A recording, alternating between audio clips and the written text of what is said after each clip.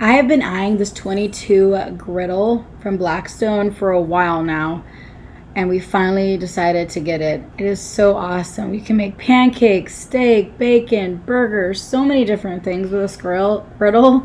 And I love that you can cook indoors or outdoors with this. So if it's a nice, beautiful day outside, you could take it outside. If it's raining out, you can still have a barbecue indoors. So that is one of my favorite things about this.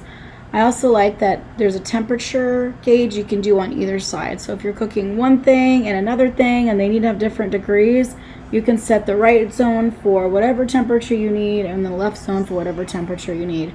If you're just cooking the same thing, which is what we do most of the time, we'll just have the temperature set for both sides.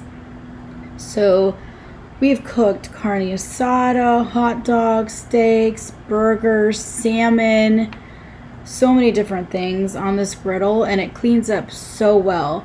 Our actual favorite thing to make on this is bacon, because the grease just goes to the back and drains out, and it is such an easy cleanup. So this is our little carne asada that we're making one day. But yeah, we make bacon a lot. That is our favorite thing to make. Thanks for watching.